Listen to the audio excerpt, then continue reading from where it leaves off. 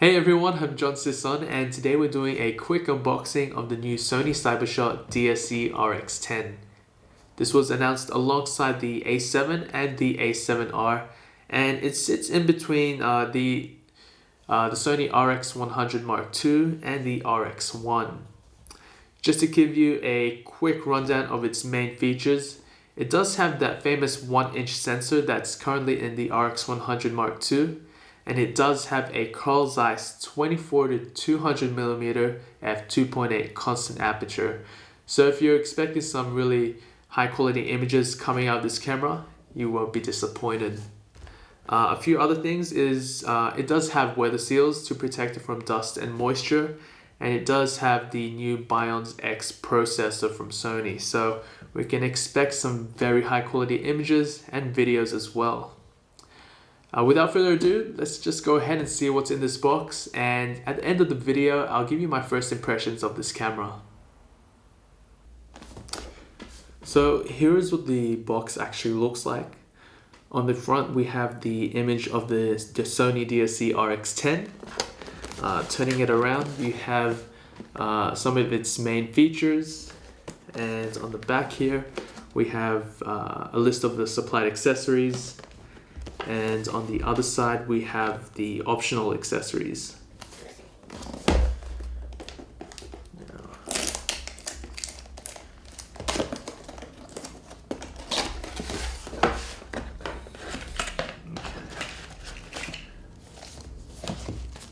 First thing we have is the accessory guide. Some instructions for the Wi-Fi and instructions for the camera itself.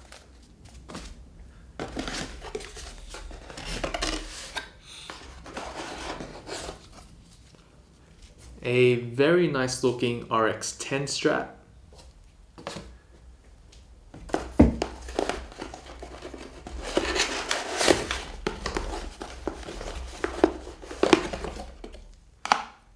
An AC power cord. USB cable.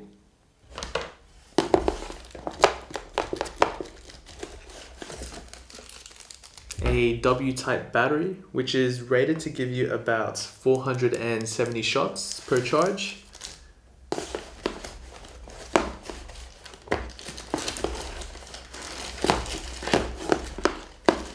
Almost there.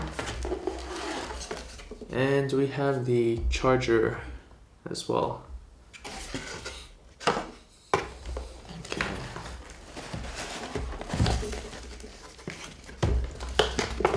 Alright,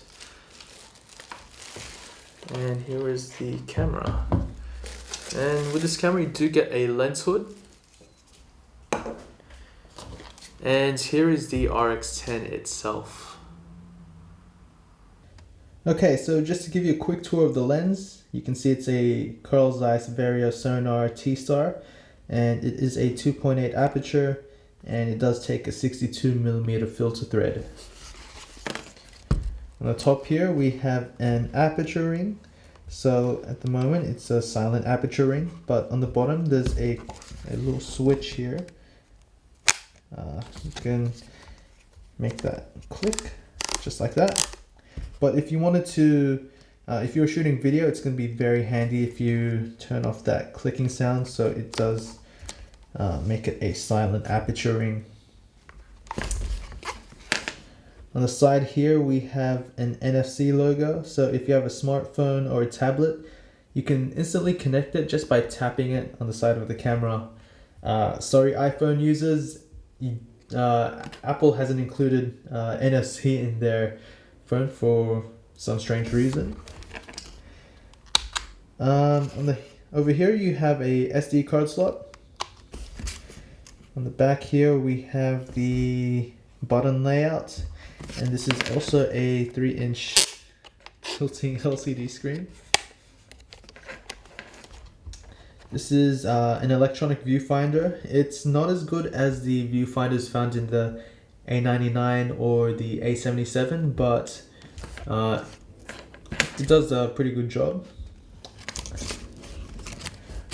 On the side here we have a microphone input and an headphone jack as well. Over here we have a micro USB and a mini HDMI port. And over here you have your focus switch, so single, continuous, direct manual focus and manual focus. If you take a look at the bottom, you can see that there's a tripod mount and your battery slot for your battery. If we take a look on the top, the first thing we see is a mode dial. You have two stereo mics, the multi-interface shoe, flash button. That's what it looks like.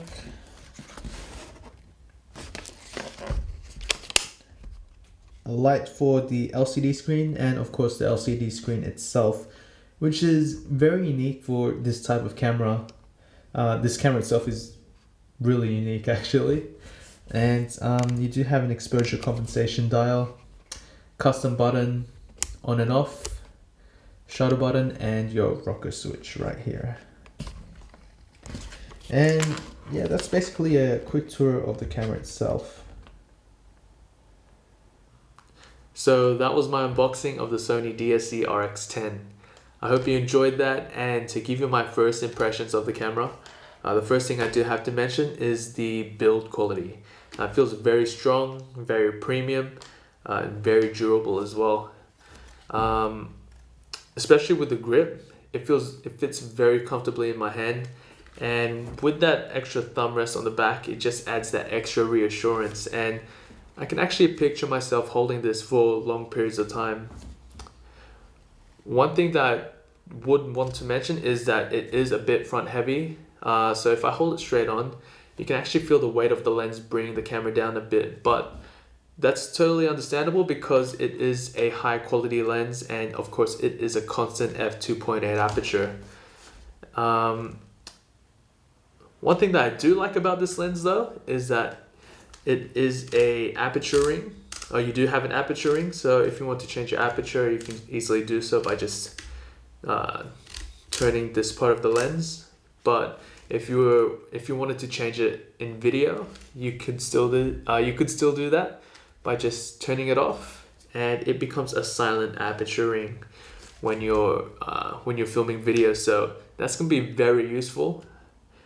Speaking of video, you do have a microphone and headphone input. So if you want to connect an external microphone or connect some headphones just to monitor the sound quality, you can do that. At the moment, I'm actually considering replacing my A99 with a 24-70 with this camera. I mean, it seems like a very capable video camera just by taking a look at all the forums and all the reviews that are online so far. This just makes shooting video a lot easier if it's capable of capturing some excellent footage. I mean, I'm gonna start my review pretty soon, but it seems like a very strong candidate to replace my current kit of the A99 and 24-70 for video. So we'll take a look and see what how that fares, and that's basically it for my first impressions. So remember to like and subscribe to my channel for more Sony camera reviews and tutorials, and remember to check out my Facebook page for more photo updates. Now until then, happy shooting and thanks for watching.